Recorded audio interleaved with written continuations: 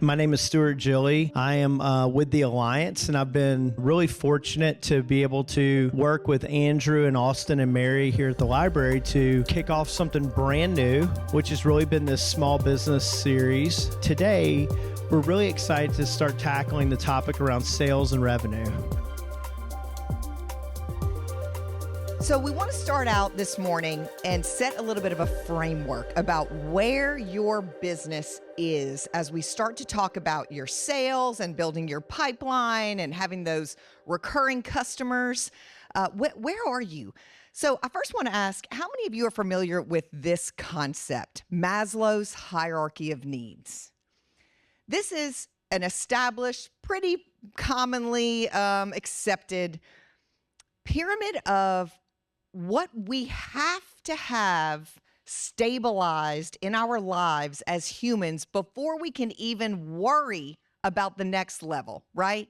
So we absolutely have to have air that we can breathe, water that we can drink, food that we can eat, shelter, sleep, before we can even try to worry about anything else, right?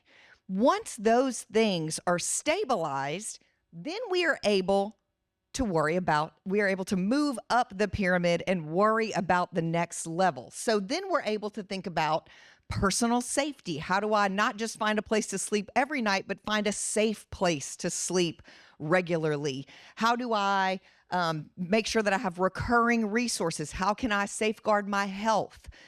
Then we move up into love and belonging. Do I have a group to belong to? Do I have a family? Do I have a group of friends? Do I feel a sense of connection with other humans? Only after those first two feel like they are kind of in a flywheel situation are we able to worry about that. Then we move up into, being esteemed, having self-esteem, being esteemed by others, and self-actualization, becoming the best that we can be. This is when we get to the ability for our brain to have the space to wonder, why was I put on this earth? What is my purpose here, right? Now, just because, and congratulations if you were in the self-actualization phase of the pyramid, just because we are there doesn't mean we stop worrying about the bottom ones, right? We're happy to see all of you showed up here today clothed. And, hopefully, you've got some water, we've got coffee here if you need that. We're still making sure that we have to keep these things at the bottom humming, but we have more space because we feel more secure in those things. I lay this out to you because I was recently introduced by Gabe, who you're going to get to hear from later today, to the business hierarchy of needs. And it really helped me solidify where I am in my own business. So a little bit of background on me. I have had a very windy career through everything from fundraising for St. Jude Children's Research Hospital to owning a janitorial business with my husband to being at a consulting firm. I currently have my own company, Screaming Peacock, which has been a side hustle of mine since 2008. This year, I just went all in and made it my full-time hustle. 17 years I worked to get to this point to be able to feel confident that it was ready to be its own business. And this has really helped me think through where Screaming Peacock is right now, right? So we start at the bottom, sales. If no one wants to buy the thing you're selling, you don't have a business. You have a hobby or a nonprofit or something fun you like to do on the weekends, right? So if no one wants to buy the thing you're selling, whether it's a service, a product, yourself, you don't have a business. You have something else, and that's okay. If the thing that you're doing ends up being a hobby, that's okay, but you're not on this path, right? If you have sales, if people want to buy it, you're meeting that bottom rung. Next, we get to think about, how do I maximize the profit of those sales? What am I doing to make sure that I'm getting a good margin on what I'm doing? My cost of goods sold is less than the sale price. My revenue is coming in a regular basis, right? I'm able to self-fund this project, this business. Once we have some profit coming in, then we're able to think about order. What are my processes and procedures? Do I have the right technology in place that helps me continue to get this business moving, and it's not just me running around frantically like a chicken with my head cut off every day trying to get more sales and make more profit, right? How can I order things in a way that is going to be more self-sustaining. This might mean bringing on more team members. It might mean investing in technology. It might mean just sitting down and saying, on Mondays, I do sales. On Tuesdays, I fulfill orders. On Wednesdays, I have another sales day, whatever that looks like for you. Once we have passed that, things are humming, there seems to be processes and procedures in place, then we can move up into past the getting phase of the pyramid. You'll see the bottom three are categorized as the get. I have to get sales. I have to get profit. I have to get things in order. Then we're able to give. And we're able to say, what impact is my business making? What is my legacy? How is this business going to impact my family for generations to come, or my community, or the customers who I serve? What impact, lasting impact and legacy does this business have? Now, again, some of you may already be there, and some of you may have started your business with impact and legacy in mind, but that doesn't mean that you don't go back to the sales and the profit, right? Just like with our personal hierarchy of needs, just because we're at that self-actualization phase doesn't mean we don't have to still worry about food and shelter and air and water. So similarly in business, even if you are at that impact and legacy phase, we still have to make sure that those sales are coming in the door, that we're optimizing our profits, that we are keeping things in order, and we're always looking at how can we be our most efficient? How can we serve the communities and our customers that we're trying to serve in the best way? So today we are talking specifically about sales, right? We are going to be talking about that sales, but I wanted you to kind of stop and take a minute before we go on this journey together this morning and think about, where are you in your hierarchy right now? Where is your business? Are you still trying to figure out if you have a viable product that people want to pay for? Are you in the stage where I've got a product, I've found my audience, I'm trying to figure out how to actually make money off of this and maximize the profits? Are you in that order phase, or have you already passed that up? So keep that in the back of your mind as we continue on our journey today. And something that we will be talking about a little bit later on, but I also sort of want this turning in the wheels in your, turning in your gears in your head as we go through these next conversations is, I call this the customer success cycle. People have called it the sales cycle, the customer service cycle. I call it customer success because if this is working well, your customers feel like it's a success and you feel like it's a success, right? But I also want you to be thinking about how much time you spend in the different areas of this cycle. Are you prospecting a lot? Are you out there finding those customers because you're still trying to get sales? Are you in the discovery phase? You spend a lot of time talking to your customers, figuring out what they need, matching your products or services directly to them. Are you in the pitching phase a lot, like having to go out and actually say, look, here's my product, here's what I learned about you, here's how I think I can serve a need or solve a problem for you? Are you in the delivery, like actually delivering the product, delivering the service, or this long-term performance, which some people also call customer service, right?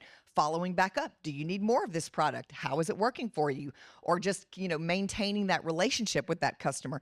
If you're in a service industry, for example, my husband's in janitorial, performance is key. That's the only way they get the next customer, right? And I want you to think about also where you spend your time in this cycle. Do you have other people doing the prospecting, discovery, and pitching for you, and you're just doing the delivery and the performance? Are you in all of these?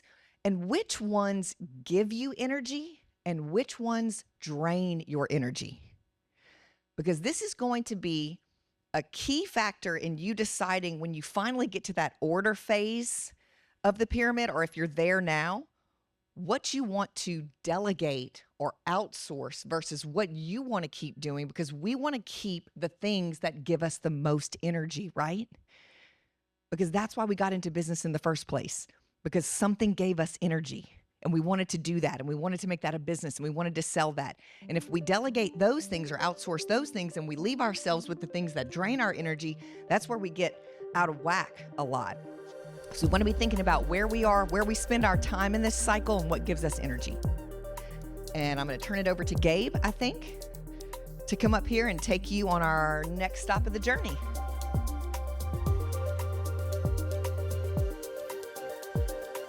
So we have LinkedIn Learning and Udemy, which are two online platforms for continuing education.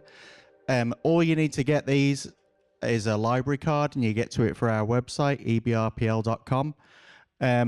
LinkedIn has all those expert courses on sales, pretty much anything you can imagine, software, communication, any kind of business topic, there'll be courses.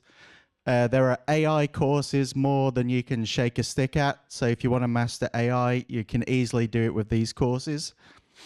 And new courses are added all the time. So if there's some kind of new hot topic, something new developing, they'll get expert-led courses out there really quickly. Udemy's pretty much the same, just offers some different instructors, but Udemy is available statewide. So if you have friends in other parts of the state, they can access it with their own local library card.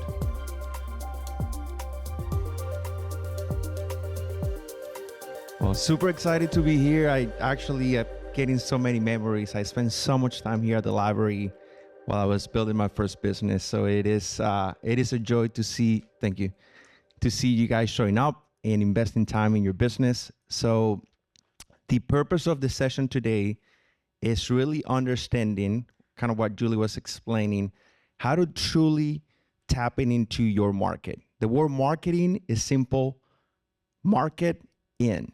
Think about it, how to get into the market. Sounds very easy, but somehow it is very complex, especially for the first time. So I want to share a couple of things that has helped me and many of our clients kind of break through some of the barriers when you're starting out. The first business I started was a web design agency. I built that when I was at LSU, actually back at BRCC, then LSU, and I'll come here at night to get work done at the library. That's, again, I have so many memories. But one of the main things that I did is I didn't know anybody here in town. Obviously, as you can tell my accent, I'm not from Baton Rouge. So I really didn't have anybody to go to build relationships with. So what I had to do, that's the first step that I want to share with you, I had to ask myself, who has my clients? So fast forward, running this business, started to grow the business. Next thing you know, we tap into a really unique opportunity. It was about 2015. Podcast industry was booming, and I love podcasting. How many of you like podcasts? Anybody? Beautiful. It's a lot of you guys. So I got the opportunity to attend a conference. It was called Podcast Movement in Houston, Texas. This was the birth of the podcast industry. And next thing you know, we walk into a room in Austin, Texas, and there's 200 people with a microphone like this that they want to start a podcast. And that started a whole movement. Actually, the conference was called Podcast Movement. I went to the conference, and guess what? There was all my clients. Somebody congregated 200 people from around the country to come hang out. The following year, instead of 200 people, there were 600 people. The next year, there's 2,000 people at that conference. And that's where, again, I had everybody there. I was hanging out with all these people, listening to their pains. What's your issue? What keeps you up at night? Why are you not podcasting? Why are you shutting down your podcast? So I got very creative. I got to engage with all these people. And through that process, I was able to launch this other company, the second company I built out of that conference, because then I have every single person that I needed it. And that conference, I met an influencer, which is step 2 on your worksheet, which is partnership. There was a podcast expert. His job was to teach people how to podcast. His training, he was selling that training for $2,500. Very expensive. And still, he was so successful at that 3,000 people around the world bought that course to learn how to podcast. These people were committed. They were dedicated. They were passionate about podcasting. And still, they were getting issues, and they had issues to launch their podcast. So I was crazy enough to approach this guy, this influencer, John Lee Dumas. If you Google him, you'll find him. And we come up with the first partnership, and that's when my whole business life changed, because he already had the trust of thousands of people. Hundreds of thousands of people have visited his website. And I made the pitch, and I say, hey, listen, John, you teach people how to podcast. We do all the editing. So my company, Podcast Press at the time, we did all the editing, all the production, the cleaning, posting show notes, distributing in all the social medias. This is like 10 years ago. And next thing you know, I make that pitch very simple and easy. It's like, beautiful. I would love to do that. So I came there proposing something of value. I say, I'll teach your audience how they can get rid of this problem. Next thing, he said, yes. We hosted a workshop just like today. And in 1 month, we got our first 40 clients from that relationship. People are paying $500 to $1,000 a month for that service. Just one partner. Okay. With that, of the next 4 years of that relationship, we got hundreds of clients from one partner. With that brief story, I wanted to just walk you through and just plant a seed in your mind on how powerful it is, one relationship. And the caveat and the path for you on that worksheet that we have in here, I have a prompt that I asked Andrew to print. Instead of walking you through every single step on the worksheet, I recommend you do this. You take that prompt that we're gonna give you right now. It's a chat. Oh, here it is. Thank you. Perfect. Beautiful. They're handing it over. How many of you use ChatGPT? Any other than ChatGPT? Any other platforms? Claude, Grok? Okay. Beautiful. So you can take that prompt, explain what your business does, explain the offer that you have. And what you want to do is craft something that you can provide value. And the question that you want to ask yourself, if you're in the hair salon industry, if you are in the mental health industry, and vegan, which is blowing up and is huge, it's a huge industry, wellness and fitness and nutrition, is who has my customers, number one. Number two, what are the conferences? What are the podcasts? Who's talking about these things? Who is congregating my audience? Go research it, use this prompt, and it will give you the top conferences around the country. Some of them are virtual, some of them are free, some of them are very expensive. But if you go into those niches, you'll find out that there is a conference right now happening in 3 months from now that there's gonna be 5,000 people, all vegan. Right? And once you figure it out, hey, how do I get in there? That's an investment. And so yeah, through that exercise, then you can start working. The next year is partnerships. Once you understand where your people is at, is finding out how can I partner up with these people. Think about teaching, education, again, providing value to these partners and solving a problem. Instead of asking, how can I get my clients, is how can I serve these influencers, these experts, these partners to help them resolve an issue that they haven't been able to do on their own. My invitation to you is think about, you have the resources, but while you're building your business, you're really making a bet on yourself. And a lot of these experts that have been creating content, YouTubers, podcasters, they need you. They need your unique perspective about mental health.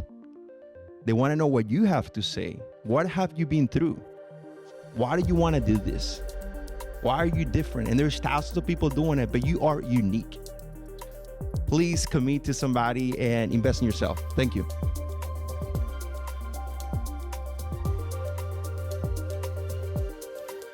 Julie Laperouse with Screaming Peacock. I do corporate training and keynote speaking. Awesome. And Julio Melara. I own Melara Enterprises, which is the parent company for 225 Magazine. I own Business Report and Register, 1012 Industry Report, a company called Studio E, and then we have our leadership training division. yeah. And Julio, I want to just acknowledge how much of a supporter you've been for the library over the years. And so thank you guys for all that you do to support the library. So, we just heard from Julie talking about really kind of like the needs base of the business and the business owner. And we also just heard from Gabe talking about where to go find those clients. One question I have for you guys is, how do you translate your best customer into a clear, ideal client profile? And why is that so important?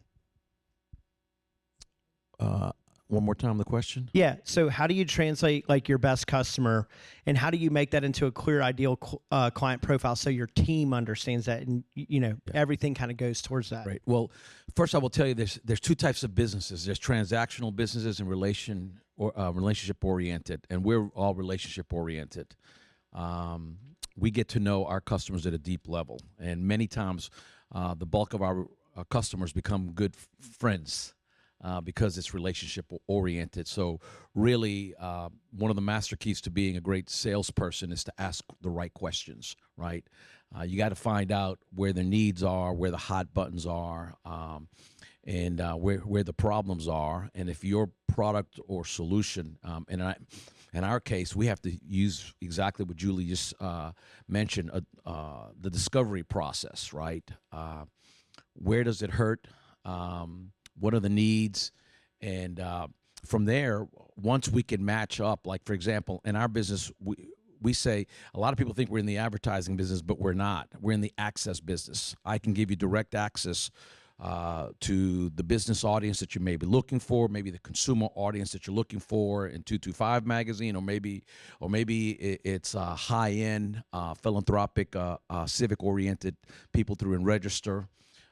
And so we can give people direct access, and it could be through the magazine, it could be through digital, it could be through social media, it could be through live events.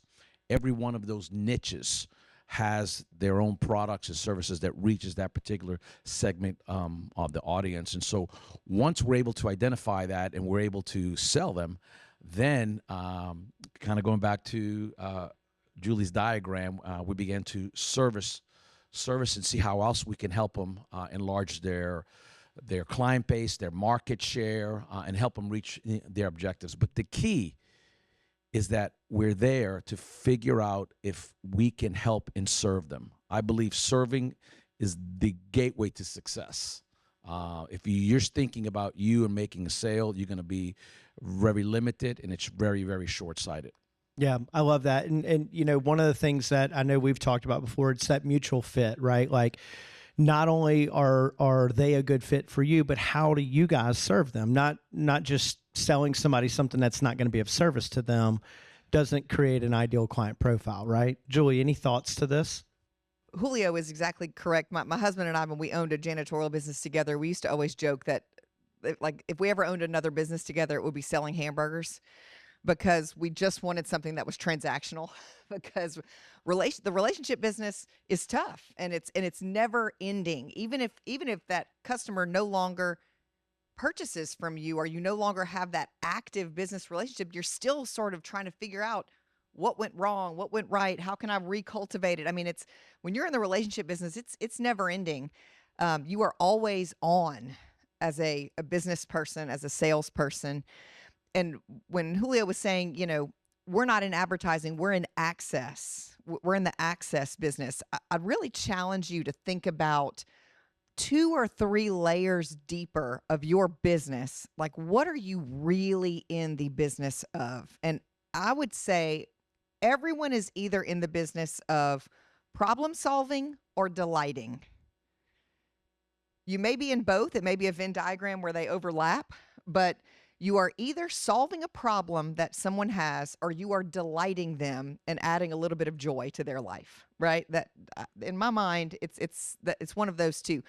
In my business, I am hopefully helping to solve a problem. You have 5 generations of people working in the workforce for the first time together. You are a leader of a business, and you need somebody to come in and help all the humans in your business understand each other better. I come and try to help solve that problem.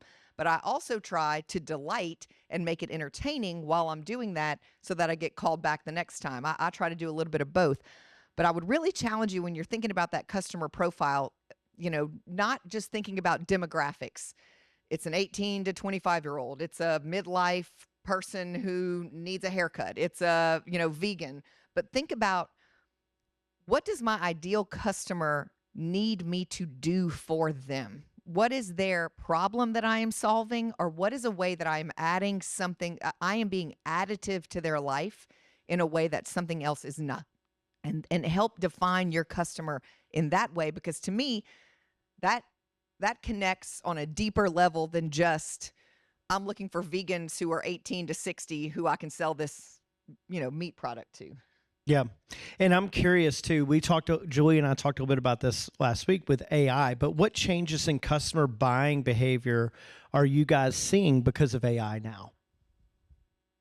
Well, I'll tell you again. I think it's great for processes and systems, but again, what you're trying to do is to build trust. Unless you're an Amazon that's very transaction oriented, right? In our business, we're using AI and we're going to continue to use AI, but what's not going to go away is you and I having a relationship, right? And one thing is that if you ask the right questions, right? Selling is about listening. It's not about talking, right? If you ask enough of the right questions and you begin to understand what is their problem, where's their pain point, they're going to know that you care. And once they know that you care, they begin to trust. And once they begin to trust, then you're able to sell. And the mark of the best salespeople are not anybody can sell anything to one person one time. It's your ability to get the repeat business. That tells me the quality of the relationship, the quality of salesmanship that you have, because you can get the repeat business. But the only way that you and I get that is because they trust you. I got, if you don't mind me kind of, because again, I think AI is very, very important. It's here. Again, we're using it, but we have stuck, we've made a commitment that we're not going to deviate. I'm not going to let AI take away this relationship and the interaction that we're having. That's a philosophy. There are different types of products and services. Some you have to be a little bit more automated. I understand that, but in our particular business, it's a lot more deeper, right? Because we really need to really understand, where they're coming from. I'm going to deviate, but I'll come back to my point. I've sort of amended my philosophy about my work recently that Screaming Peacock exists to help humans and human businesses be their best and find joy in their life. And I'm very purposeful about saying that because I think right now, something that all businesses are going to have an actual conversation about is, do we want to remain a human business? Are we going to be human? Are we going to be artificial with a few humans flitting around, or one human at the top making a bunch of money off of artificial bots? Or are we going to be human and have humans that work for us and connect with other humans? I think that's going to be something that customers are also going to be making decisions about. We see a lot of purpose-based purchasing nowadays, like this company doesn't align with my values, and so I'm not purchasing from them anymore. I think we're going to start to see people deciding who they're purchasing from based on if there are humans in that business. We are going to have to, as business people, create bespoke experiences for people, which means something that makes that person feel like it is so special and just for them. Because to get your, what do the kids call it? Like your bed rot self out of bed and go do something, or to actually make a choice about a purchase instead of letting that choice be made for you by an algorithm. We as business owners are going to have to convince people that it's worth their time and energy to interact with us. If you're a service-based business, to come and get out of your home and go to your, interact with your service, or to go purchase your product, or to choose your product over the one that's being pushed into their Instagram algorithm, right? We have to create an experience that is so touching to someone and so memorable that they want to come back and purchase your product or your service again. One example, a friend of mine is a big outdoor grill guy. And a long time ago, he was in some store and saw this cool spice, this rub for some, barbecue meat, and he bought it. And he really liked it so much, he went to their website and bought another case of it or whatever. And when they asked how you found it, they had like a little customer thing. So it was a small business. So he wrote, like, I bought this at such and such market, really loved it, buying a case to give to some folks, and keep some in my house. Well, the owner of the company wrote him a thank you note, a handwritten thank you note, and shipped that with the case that he bought of this rub. So there's 10,000 barbecue rubs that my friend could purchase, right? He continues to buy from this guy. And every time the guy writes him a note and says, "Hey Seth, I was great to see that you got another case. Love that you keep buying from us. Hope you have a great Christmas. Let me know if you're using this on something new." So he has this like relationship with the owner of this barbecue rub because one time the guy wrote him this note and now he'll never buy anything else. And so I think that there's an opportunity right now because so many people are going to automate for the sake of removing humanity from the experience. I think we can automate to make things easier and make things more consistent. But if you choose to be the business that doesn't automate humans out of it, you have an opportunity to make those longer lasting connections.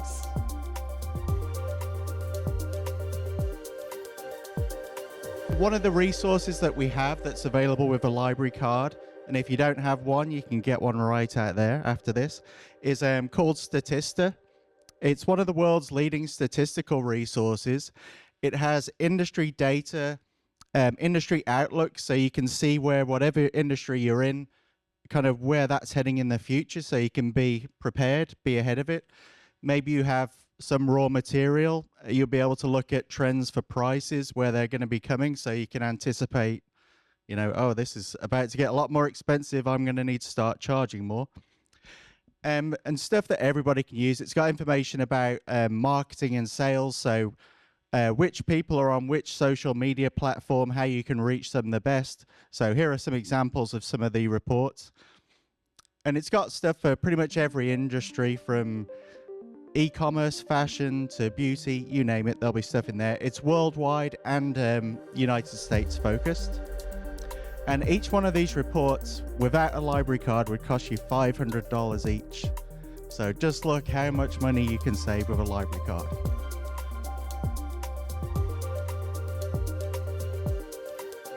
All right, so we're going to move to the sales cycle and the role of the owner. And so my question for you guys, well, first of all, Tressy, we have a new friend.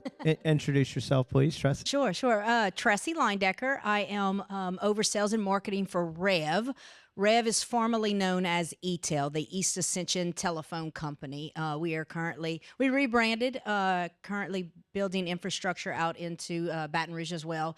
And then I also own a company, Chris's Specialty Foods, complete opposite of vegan, if our vegan friend is still here. He stepped out to the bathroom on that. Yeah. But Different client profiles. Yeah, my husband and I own that, so I cover just about every aspect of a sales channel that you could imagine. Yeah.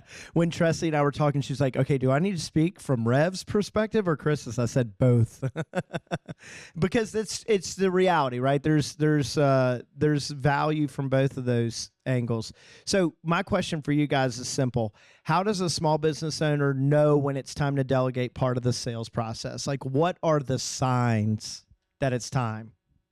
So I think, if you look at the DNA of a salesperson, there's a lot of ego in there. And so the hardest thing to do is listen. And then the hardest thing to do is delegate to someone else. Like, you're giving up that maybe I don't know.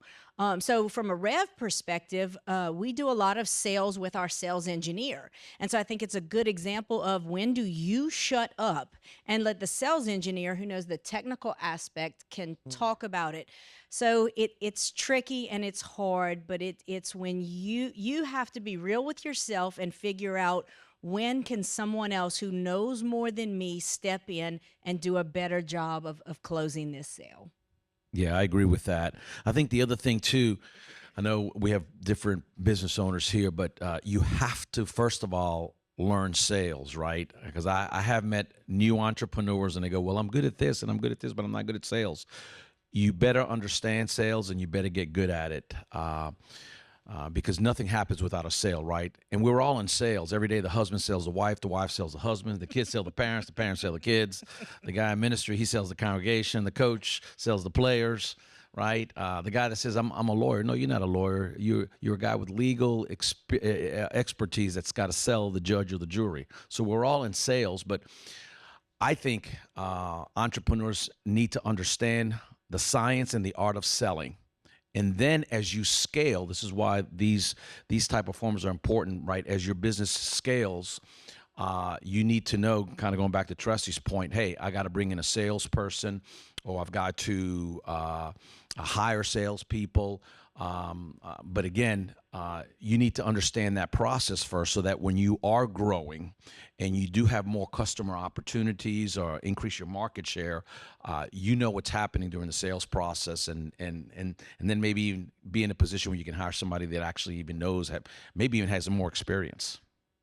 Yeah, I love that. Julie, before you get, I'm curious. So you said something right there, Julio, that I think is really important. With a show of hands, and this is just so we know, who here has had like true formal sales training? You know, right, but I think it's to your point, Julio. I think sometimes we think that sales is just like, well, it's just I can do it, right? Like I got a product, I can go out and sell that. And I know we'll talk more about that and kind of what you guys are doing as well. But go ahead, Julie. I was curious where we are on that. Can I share one quick sentence? Yeah. So, Tressy knows the story. Julie is part of it. But when I graduated from high school, I didn't know that we didn't have any money. I was raised by a single mom, and all my mother did was instill belief in me and told me that I could do anything. Well, I put myself through college, and the first job that I got was selling. I didn't know anything about sales. But one thing that my mother taught me, she said, you never let anybody outwork you or outlearn you.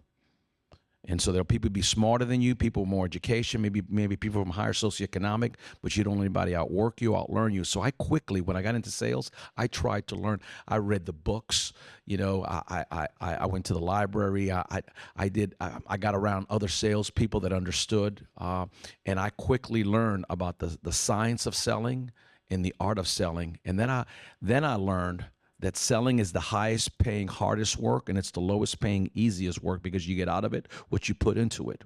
And that if we really learn how to sell and understand the art of a sale, that you can make a real good living. And even today, I have a big organization, but none of my people can outsell me. I tell them, and they're very good. And I like going out on sales calls, and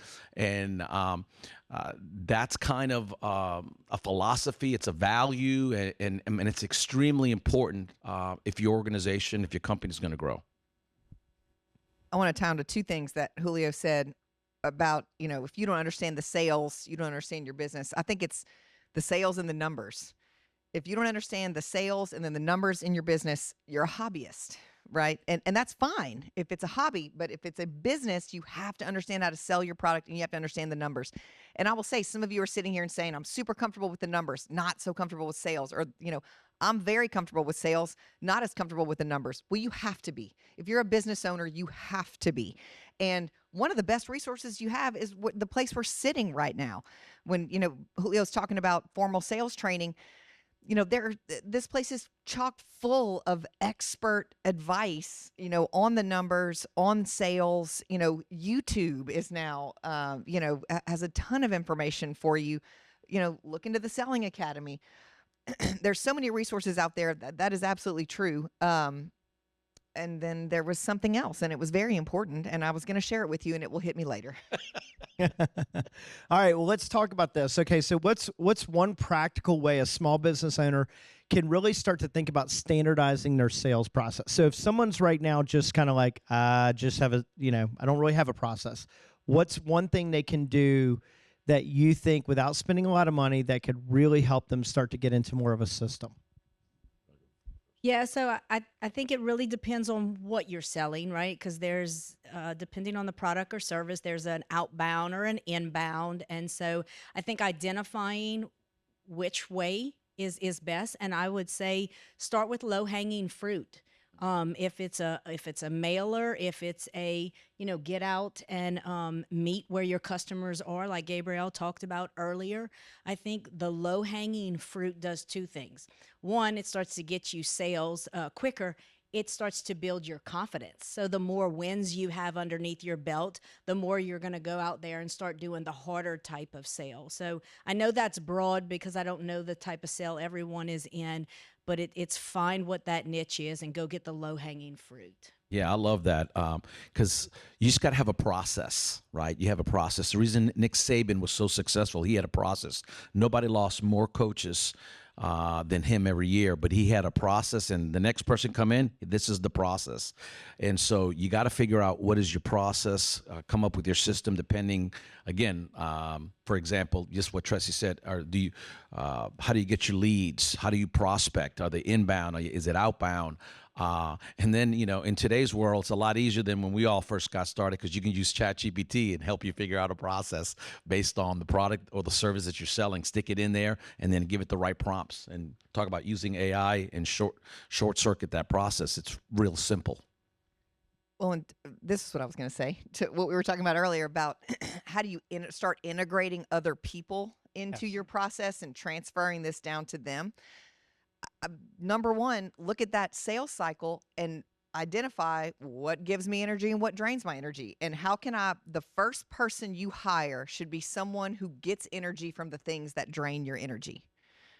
As a small business person, you need somebody who, like, I am not a super detailed numbers person. So the first person I hire is always a detail-oriented person who likes to sit behind a computer and dig into details of things and numbers. That's what I need to have to balance me out. And if you need somebody who can kind of be a jack of all trades, similar to you, I know a lot of, like, when it's a small business, you need someone who can do a lot of different things. This was another, like, great piece of advice that I've taken with me for years. When someone can do something 80% as good as you, delegate it to them and let them work on getting to that next 20%. Because that's the only way you can start to elevate out. And, we talk about work on your business, not in the business as much. The only way that you can elevate out is if you can hand things off to people, and you will never hand them off if you're waiting for someone who can do it 100% as good as you. Because that ego thing, if you're an entrepreneur, you're a salesperson, there's a little bit of ego that says no one will do it as good as me. That's okay. That they don't need for you to hand it off. I know Julio's sitting here shaking because he can't hand anything off to anybody that can't do it 100% as good. That's wrong. That's true.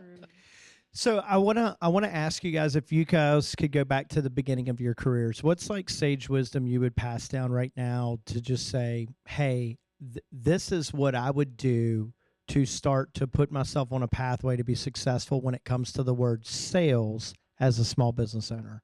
What's that step, what those maybe first one or two steps you would take right now? Ooh, that's hard. I think, like Julio said, when I first got into it, learning the product. I think you have to be passionate about the product or the service and know a lot about it, because I think people want to do business with people who know what they're selling. They don't want to be sold. They want to form a relationship and a path. I guess if I had to do it all over again, learning more of the product and service instead of the sales 101 steps. And I know that's what the book doesn't say, but I think, again, the more real, genuine you are about selling what you do, they pick up on that, and it's easier to sell. So another way, and I agree with that, is making a commitment to become a student of selling from day one. And it starts with mindset. I think that the most important asset that you bring to the game of selling and to the game of business is your mindset. And you got to work on it every single day. There's an ancient scripture that says, "Don't be conformed to this world, but be transformed by the renewing of your mind." And basically, what Paul was saying is, don't let the junk and the negativity, the cynicism of life latch onto your mind, but constantly reprogram your mind. Feed it the right education, feed it the right information, because whatever comes in is what's really going out. And in sales, you're going to get a lot of no's. There's going to be a lot of days of discouragement, right? And so the highs can be highs when you're closing a lot of deals, and the lows can be lows. So you don't want to be like this. You want to have a rhythm, right? Just like life, right? A nice little cadence there where your highs aren't too highs and your lows aren't too lows. But I think making a commitment to become a student and then working on your mindset every day. there's this great study that shows that the 2 times of the day that your mind is most open to absorb information and really retain the most data is early in the morning or late at night. So take a pick, because your mind is open. And if you're a morning, I'm a morning riser. My wife's not. She's a late night owl. But hey, take your pick. Those are the 2 times of the day that you can really, your creative juices work at optimum levels. You can absorb information, and so you set your mindset. Because if you win the game on the inside, then you win the game on the outside. Understanding your product, absolutely, and having a passion for it, but also understanding the people who need your product. So I mentioned very briefly, my husband and I, when we were in our late 20s, lost our minds and bought a failing janitorial supply business as a turnaround opportunity. We bought a business in an industry neither of us had ever been in a city we had never lived in. So we moved there, we got married, and we bought a failing business in the same year. And we are still married, and that is a no small miracle.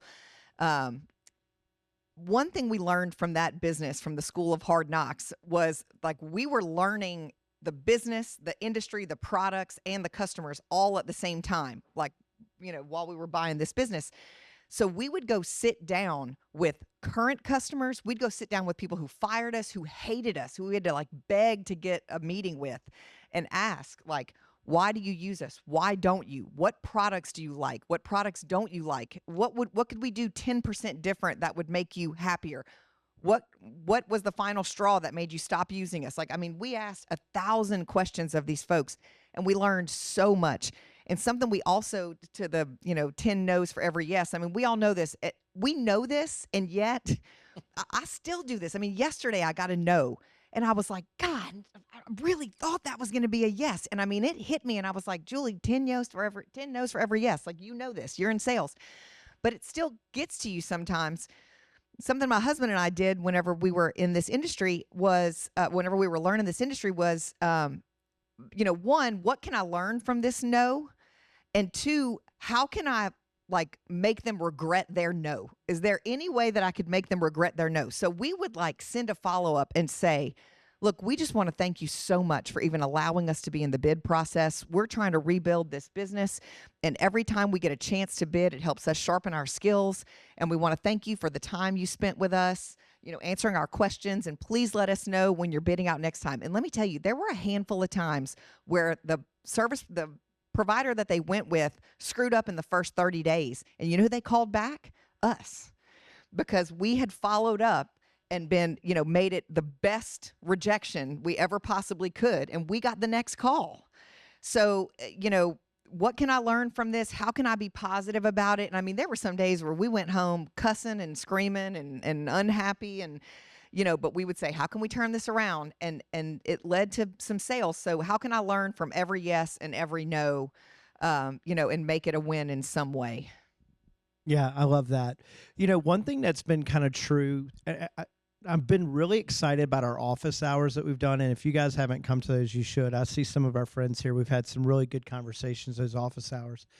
But one of the things that you were talking about earlier with this whole process here is the bottlenecks, Julie.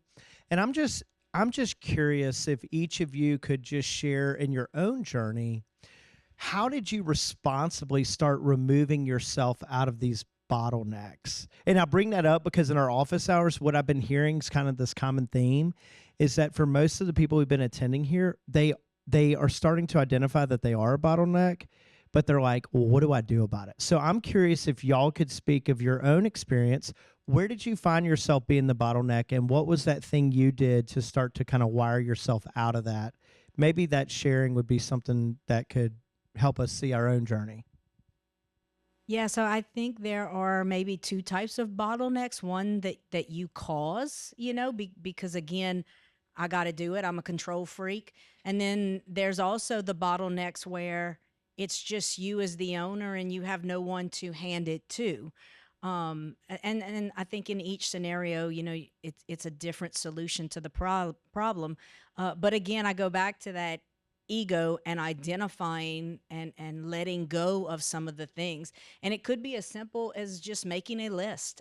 Sometimes when I get so overwhelmed, I make a list, and there's nothing more satisfying than that little checkbox on there. And so make a list, try to prioritize that list, and get those things through, and the most important things through. And Julio, find out, is it the morning, is it the evening, when is the quiet time that you can sit down, you can be real with yourself, make that list, and get the things out. And then again, identify who you could delegate things to help you. Yeah, that's a real good point, Tressy. I also, for me, I'm a recovering control freak. If you haven't figured that out. I'm still in it. Yeah. Wait, you've recovered? Yeah, almost. But I did, and I have a coach today. I have a coach, and a couple of years ago, helped me recognize this blind spot, right? That the organization couldn't grow unless I got out of the way and did some of the higher level things that I'm capable of doing, that I was passionate about, and I needed to let go. And so, and then when I looked at my executive team, I have some very capable, so many talented people. And guess what? I let go, and they have risen to the occasion, and we're growing and moving forward.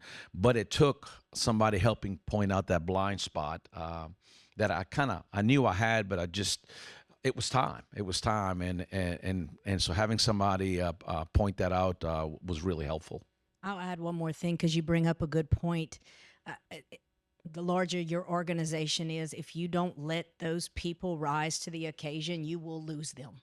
So you have to start letting some of those people who have the aptitude and the acumen to do some of them, or they will go somewhere else where they can spread their wings. I'm going to say something that may be wildly unpopular in this room of entrepreneurs, but also, if you get into this and you realize that you love doing the thing that you do and not being in the business of the thing that you do, it might mean that it makes the most sense for you to go find somebody who is doing the business of it and will allow you to be a doer. There is nothing wrong with being a really good doer. And, Julio was talking about, especially if you're doing is sales. I mean, you can make a killing in sales. And if you don't love making sure I'm having an email issue and a website issue right now with Screaming Peacock. And I will have spent over the past week and this week probably 10 hours dealing with my website. I hate that shit. But I am the business owner, and I have to do it because there's no one else to do it right now, right? And I spent 5 hours on Friday with my tax accountant and my bookkeeper. And I do not like that. But I'm willing to do 5 hours of it, right?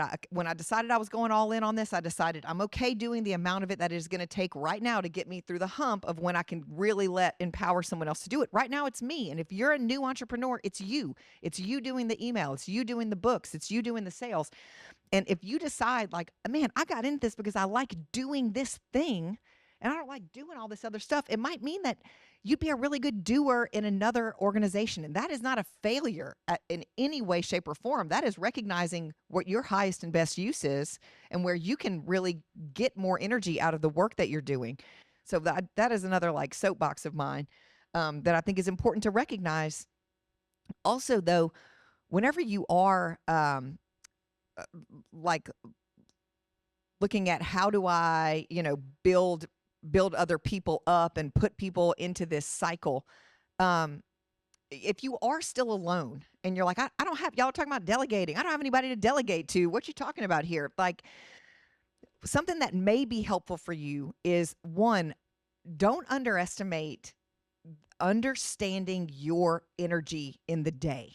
That is a huge chunk of knowledge for you to have. I know if I need to be like cognitively engaged in something, like I need my whole brain, I have to schedule that in the morning.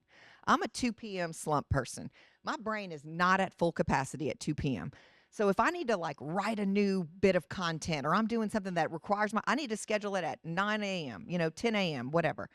And so knowing that about yourself may help you schedule your day in a way that stops some of that bottlenecking. Because if you're trying to do something, if you're an afternoon slump person and you're trying to do something at 2 o'clock, it might take you 3 times longer than if you scheduled to do it at 9 a.m. So that may be a way to remove some bottlenecks. Also, this thing, right? we don't realize how much we are distracted by this and by email and, bzz, bzz, all the notifications. So is there a way, like one, let's say today you are out delivering product or you are doing your thing, but you find that you keep checking to see what else is going on in here. Set an out of office and say, I am not responding to email today, Tuesday, December 9th. I am out servicing my customers, right? I will respond to email tomorrow. And let yourself free that space in your brain. It may be that you're not bottlenecked so much as in that you're not putting your whole brain into the things that you're doing, and so you're not doing them as efficiently as you could be.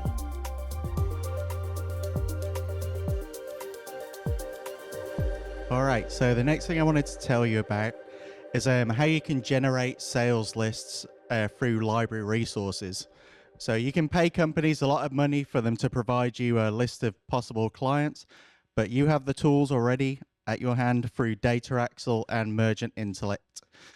So these are great if you're looking for, if you're business to business selling. So for example, we could give you a list of every beauty shop in a certain zip code, a certain radius. We can get you just an Excel spreadsheet with all their contact information, including the owner and who the right people are to reach out to, rather than just sending something generic to, hey, friend, that goes straight in the trash. And for consumers, it's got consumer lifestyle data. So say for vegans, we could find you all the vegans in a certain zip code, so you could market directly to them. For the lawn care, we have lists of new movers. So anybody who's moved a house in the last 6 months, so maybe they need lawn care and they haven't got that sorted out yet. So we can generate a list for you on that. So of course you can do it yourself, and we can show you how to do it if you come to our office hours or make an appointment with a business librarian. There's a QR code on the back of one of the handouts where you can do that. But we love to do this, so you don't even have to do it. You can just tell us what you need and we will do it for you. You'll just get a list of names that are probably interested in what you're selling.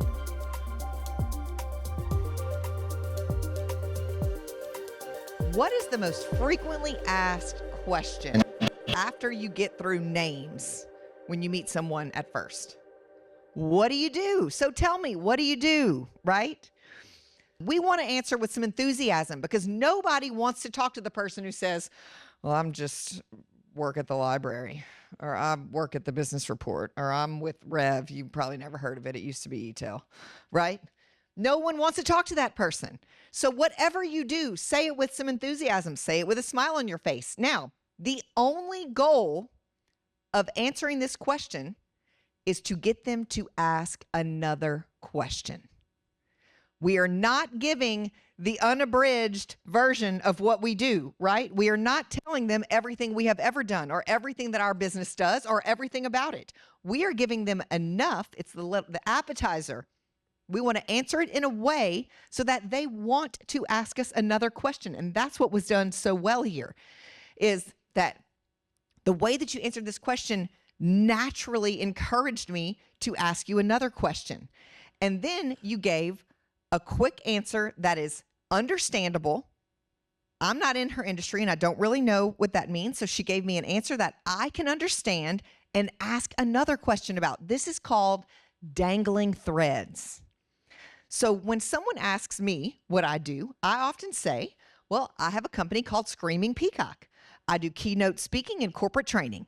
So often people say, Screaming Peacock, that's such an interesting name. Where did that come from, right? I get that question. Or people say, where do you keynote speak? What do you speak on? What kind of training do you do? So I am giving you something. Those are 3 dangling threads that you could possibly latch onto and ask the next question.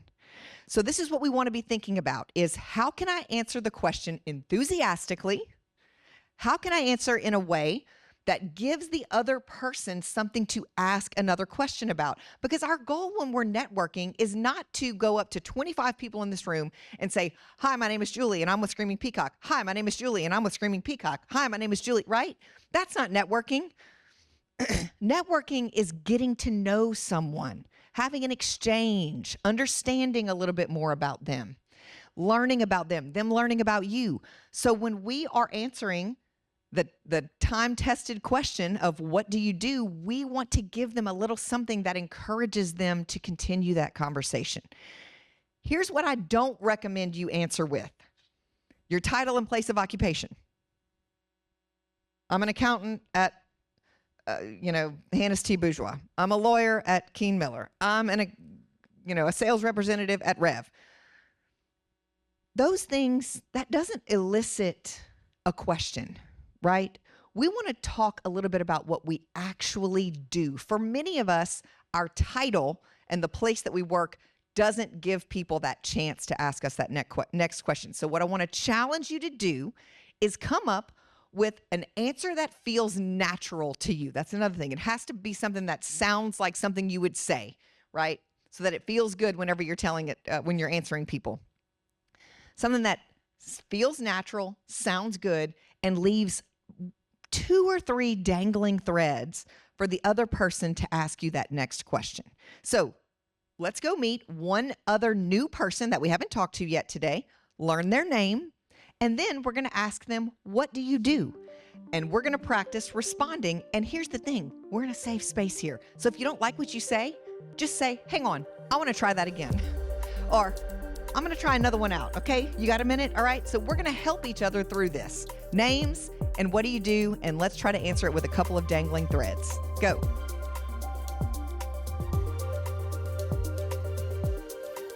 A small business right now, 2025 going into 2026, to run a simple and effective sales system, what are the essential tools, the needs, not the wants, the essential tools that they should be thinking about? Well, I guess I'll just start off. I think from a fundamental standpoint, you need some type of CRM system, customer relations management, somewhere where your database is your gold. That is the goal at the end of the day, where you keep your customers' information and also your prospects. I would start there, because without that database, it's kind of the old adage, any road will take you there if you don't know where you're going. But you having that database, knowing when you touched them, when's the last time you communicated with them, knowing what they purchased, and even fundamental things like, when is their birthday, right? Things that you find out personally. I know Julie brought up that little personal touch, but a customer relations management tool is real essential. And again, I know we're talking about fundamentals. I would probably start there. If you do have a team, you need to use some type of team-oriented or like Slack, some type of communication platform that's really efficient. I'm going to stop there because most of my things are for I guess as you get bigger. But I would say those two little fundamental pieces at the moment. Yeah, so if I'm speaking of Rev, I would have said all the stuff that Julio said, CRM tool and some type of, either Microsoft Outlook or communication platforms. But if I'm talking about Chris's, we are still old school writing on paper. We don't have enough money to put CRM tools in place and so forth. So we still kind of do it old school. I would say whatever fits the size you are that allows you to follow up with customers. Because I do think what Julie said, what Julio said, the nice little thank you notes, the little things here and there that allow you to follow up in a timely manner are going to go further than anything you could possibly put in place. So, look, you guys are blessed. I had a Rolodex. That's how old I am. But there's so many apps out there, so many tools that are at your disposal. I would say research, see the one that fits your needs, but make sure it's something that allows you to follow up with customers. All right, beautiful. So both they cover the critical needs that you have. I can get you specific names, and I will in a second, but I'll also say leverage the resources from the library in terms of knowledge. Why? Because these tools are available, but you still need to learn how to use them. And I happen to be that I'm obsessed with learning new tools. and I love all those tools, but the library has so many resources that take you step by step on how to use ChatGPT or Claude or AI. Now, one particular tool that is not necessarily AI is a simple platform, but for sales and pipeline in this discussion is LinkedIn. Get into LinkedIn, learn how to use it, get into the library training on how to use LinkedIn, because once you're there, you have a training library that you can learn to use all these other tools. My favorite tool that my wife and I use, that our whole team uses every day, yes, it's ChatGPT, but there is even a simpler version for anybody that is just starting out. A few of you guys came and asked me, Gemini from Google. Anybody using Gemini yet? Good deal. Gemini tree. That's awesome. They also have a new model called Nano Banana. Weird names, but it's basically you can create really high quality images, and it's fascinating. But Gemini, you can ask Gemini, how do I learn AI? And literally ask Gemini to teach you how to use the platform. That's the first step. And then from there, leverage the resources. CRMs, there's a ton out there. I don't want to overwhelm you. If you do need a CRM, come talk to me. I use plenty of them through my career. And there's free out there you can learn how to use. Again, you need the knowledge to learn how to use it, but get into Gemini, get into ChatGPT, and then Trello, Trello, Trello for project management is a good one. You can use it for managing your pipeline as well. Yeah, so Gabe, you brought up something I think is really interesting, and I would like to get all three of you to comment on this. But, you know, when you're adopting a new technology in your sales process, what's really critical so that this doesn't become a waste of time and energy? How do you guys think about that inside your own organizations? Well, we get pitched all the time. I think for me the two biggest things is really do your homework, because just like Gabriel was just saying, there's a plethora of solutions out there, platforms, and do your homework. So don't rush, I guess is what I'm saying. Don't rush. Take your time to make sure that platform, that solution really addresses the need or the want that you have. That's one. Two, I think the training component is one that people take for granted. I mean, a really good, deep understanding of how do you utilize that. You'd be surprised how many times we implemented things and half the team really knew how to use it.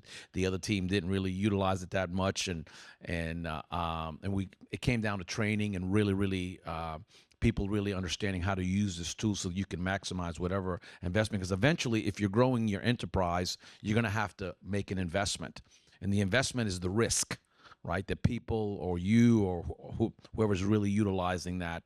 I also want to make mention something that he just mentioned regarding. So I have different niches, meaning I have different customers. So my business is different than most, because I have two customers every day. Like if you go to Walmart, they only have one customer. That's anybody walking into the door.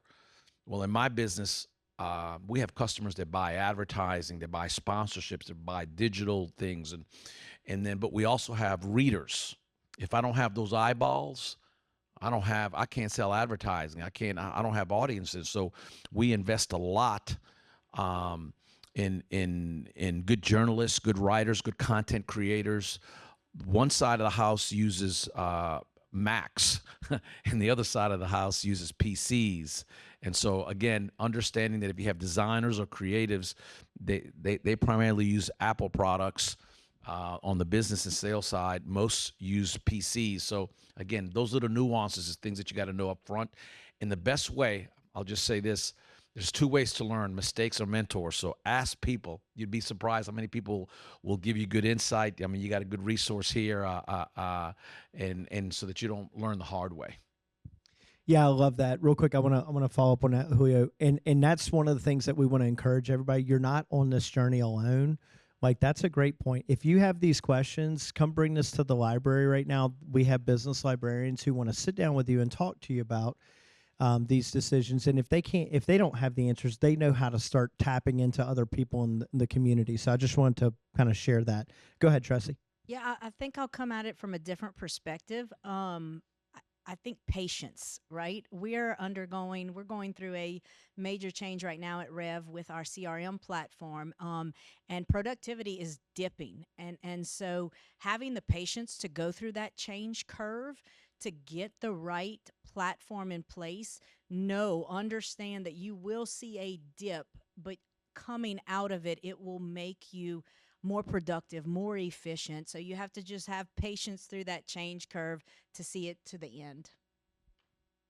Yeah, and I'll just add that many of you, from getting to know you all today, you're doing it on your own, you're learning, so you have more flexibility on not having to deal with change management. Like if you have an organization that is large, you have to deal with many different preferences, and half of the people want to do it, the other people don't want to do it. Like, how do you deal? So that's deeper issues. But for now, it's just you. So you get to choose. If you don't like it, go find the one that you like. Go talk to it. Like literally, I talk to AI every single day. Not type it, I talk to it. How many of you are talking to AI?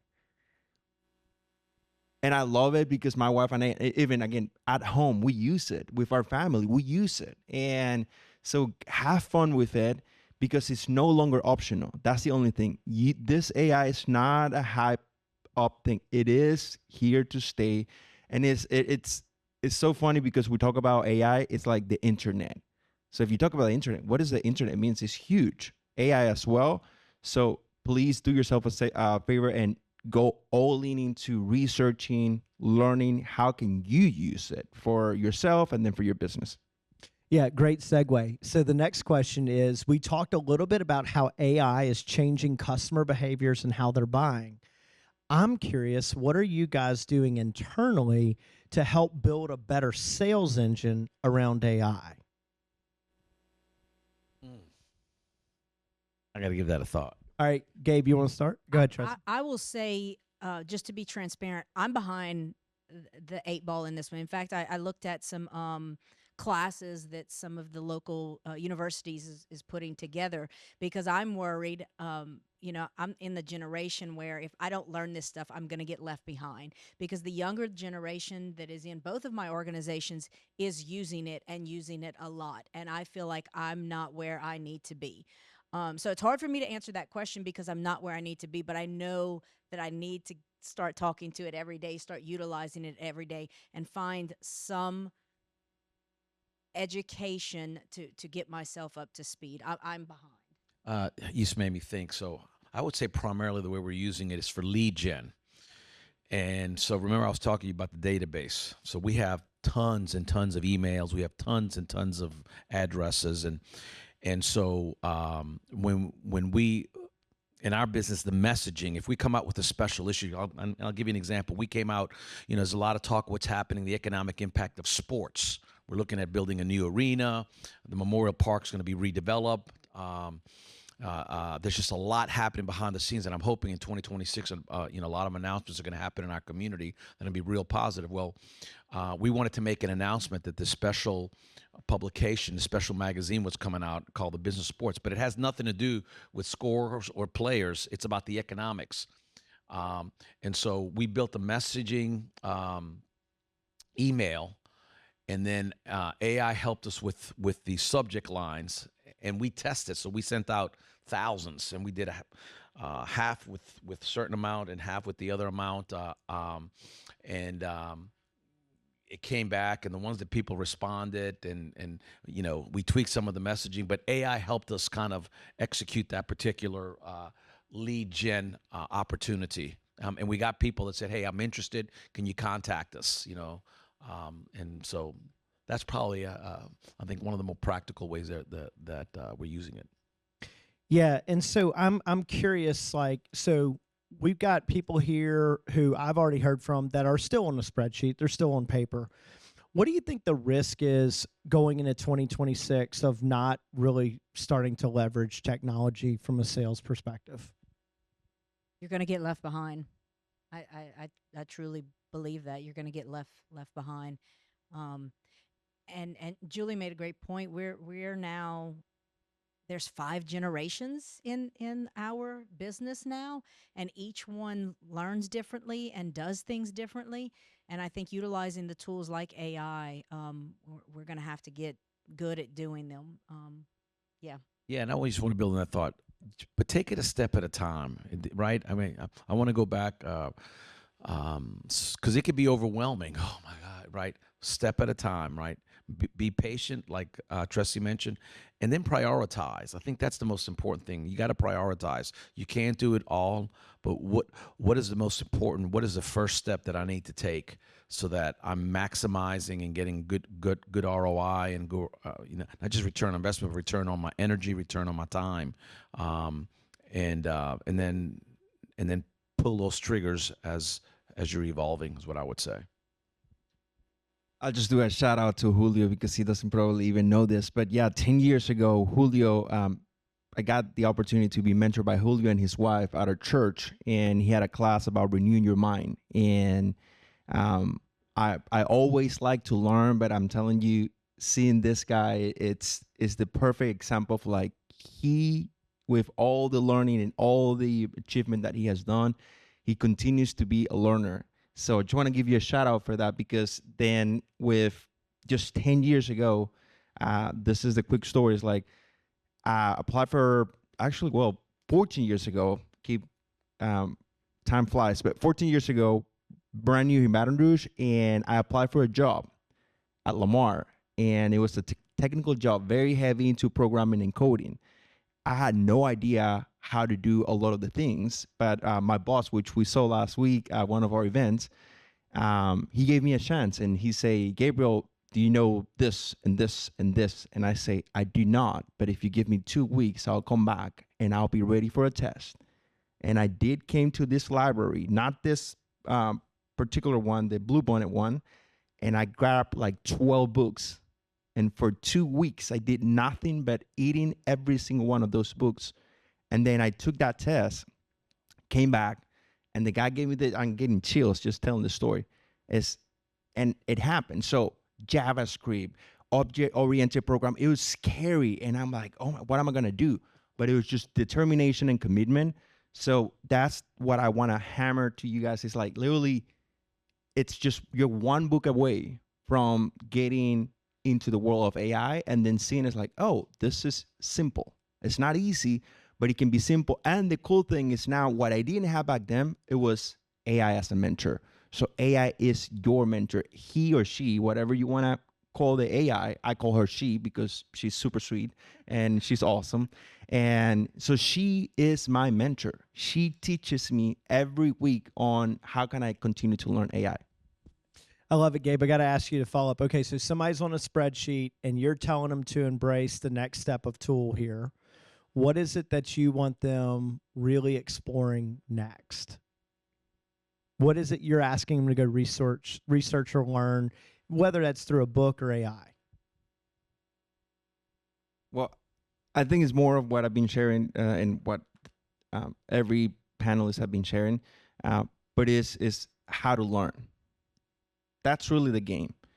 There's so many changes on these tools. Every single week there's a new one. And we, like our team, we're a small team. There's 12 employees, and every single week they come up with something like, hey, have you checked this out? And it's a game.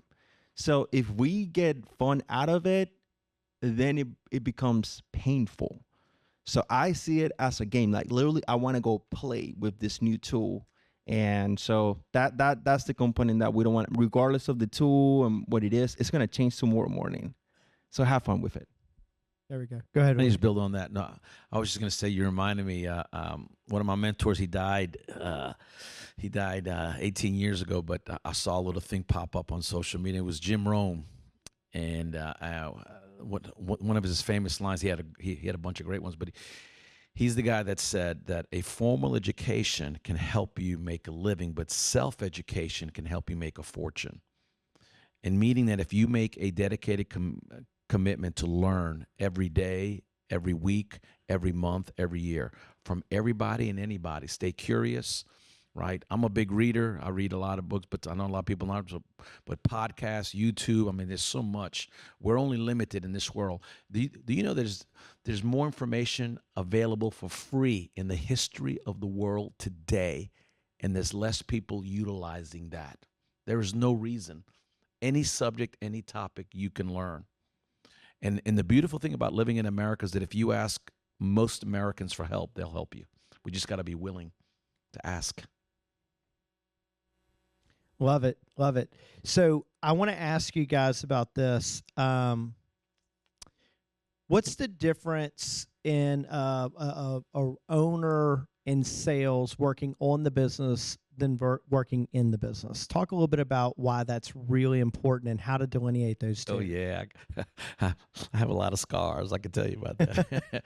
So, particularly when you're passionate about what you're doing, right, you can get caught up in and constantly working in the business, right? And then, what happens, again, I know many of you starting, but as you grow, you will have a little bit more success, means a little bit more people. A little bit more people means a little bit more problems, right? I mean, that's kind of the way it happens. And so if you stay focused, too focused on working in the business, which is easy to get sucked in, it's like a vacuum, man, because, you got this problem, you got this issue, you got to get this done.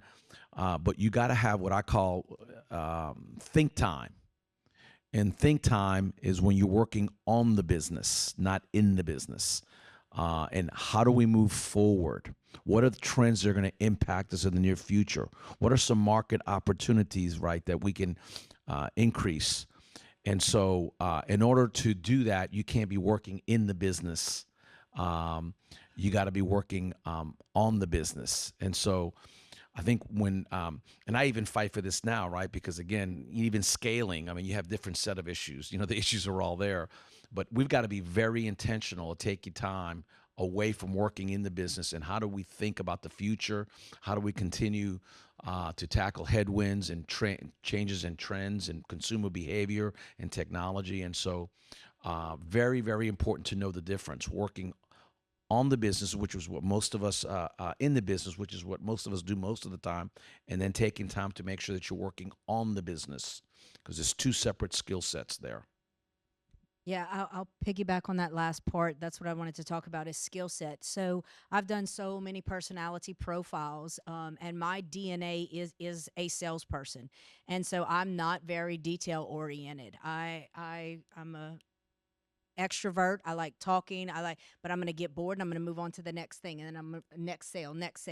And so because I know that about myself, I have to surround myself at both businesses with people who are opposite of me, because you don't want your accountant to be an extrovert. You don't want your tax person or your inventory person to be a salesperson. So I think learning, I love profile test. I would suggest take anyone, learn who you really are, and then that will help you. Are you in the business or on the business? But surround yourself with the people that complement you, not so much like you. Because if you are a true salesperson, you're not going to help the business by trying to do the tax returns or the inventory or purchasing, because we're just not detail oriented. So again, personality and the library, there are numerous different personality profiles, but I love them and I encourage all of you to try to take one.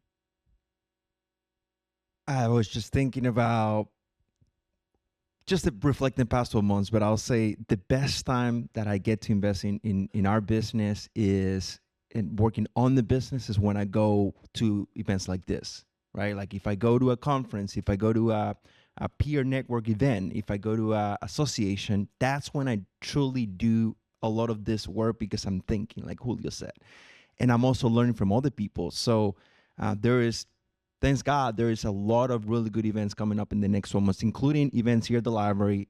I just realized, like, hey, I haven't applied for the Sales Academy. I now want to go to that event. I realized, I checked the calendar, like, hey, I'm going to apply and see if they let me in, but I want to join now, because I know that's the best way that I can actually work on my business and get away from the day-to-day and truly start designing, learning from other people that have a completely different business. They may be like she is, working in a business or with other people in different fields. I can learn more from her than from all the other people that are in my space, because they're thinking a certain way. Now I can think differently through that. So the comment there is like, think about, again, conferences. That's the exercise on that worksheet that we look at, and find out what conference you need to be in. Yes, thank you for sharing that. So I want to let all of you know that you are officially today working on your business and not in your business, because as Gabe just said, you're in a room to hear from others and to think about other ways to think about your business. So that's really, so congratulate yourself for that. And Gabe's right, and they're all right. Y'all should be doing more of this. This is the thing that sometimes we don't do, which sometimes starts to create that isolation effect, starts to make it feel lonely. We've talked a little bit about that in other workshops as well. So I'm curious, last thing I want to ask you guys, what is a tool that you brought into your business that probably wowed you the most? Just a tool, a resource, a new way of thinking, maybe something other than just AI. We'll save that for the other side. For us, I want to go back in the spirit of education and learning. We have a lot of young people, and they're pretty good on the social media side, on the Instagram and the Facebook. But the one I want to go back to what Gabe said, I really wanted to lean in on the B2B side to LinkedIn. So I heard a speaker speak at a national conference, and he's the leading authority on how to use LinkedIn. And I brought him down to Baton Rouge. He talked to my team and he talked to the business community, but he helped us understand how the algorithms work. In other words, they're the opposite of Instagram. Just because you post something, you have less than 2% of people that are part of your network. Let's just say you have 1,000 people that follow you. Well, less than 2% are going to actually see that post unless you understand how LinkedIn works. And they're all content oriented. And so you have to tag people. And when people respond, you get no credit for the likes, for example. I'll give you a great Facebook gives you credit and Instagram, but LinkedIn doesn't care about how many likes. All they care about is people responding to your comments. And if you post something and I respond to your comment, then everybody that follows me will see your comments. And that's how things go viral. That's how you spread news about your new product, the expansion of your company. So that was probably a nice game changer. I don't use the other platforms much, but LinkedIn I really do, and I really enjoy it. And when I do, I get minimum 10 to 15,000 people looking at my content because I work it and I tag people and I respond to everybody. And so that's just one little, that was a nice eye opener in terms of how to really leverage that, and that it operates out of content, not out of likes, that algorithm. Love that. Yeah, so I would have said AI because I have been wowed by the amount of time. If you have to go through tons of RFPs and you put it all in AI, like it can be done in minutes versus days. But I can't use that one. I guess social media would be another one. Being in the business for so long, the longevity, we've seen tons of different ways to market and sell. And so seeing how social media has completely changed, if not disrupted, traditional marketing like billboards and print and television.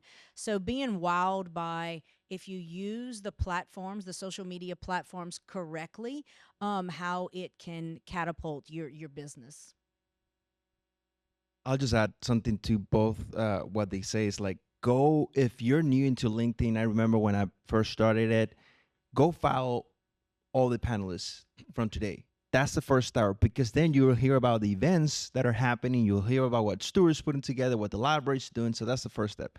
Now, in terms of a tool, again, I'm having trouble with it because I'm a geek with tools, but I'll give you just one that is very simple, it's easy. I mentioned it earlier, Trello, Trello. I deeply believe life is a combination of systems, digestive system, reproductive system, you name it. God created so many systems for us. We are literally a God created machine. So I believe your business is also a combination of systems. So with Trello, what you do, literally I organize and project manage my wife's wedding, which was 100 people in Destin, and she was obviously excited, but there's a lot of details. And we sat down with Trello and we put 150 tasks on that app. and she was on her phone like, all right, next, this, now. It allows you to organize your task and know where you are. So now we're giving you a lot of ideas. You can open Trello, organize what am I going to do this week, next week. And then that way your mind frees up. Otherwise, you're overwhelmed and you're, you know, there's anxiety and fears like, I got to do all these things. With Trello, you can keep your life organized. Love it. It's free. Well, and I want to give a little shout out. So first of all, I appreciate everything that the panelists are saying, but you know, like LinkedIn Learning there's an expense for LinkedIn Learning. If you want to go and pay LinkedIn, you can, or you can grab your library card and you can get it because you've already invested as a taxpayer.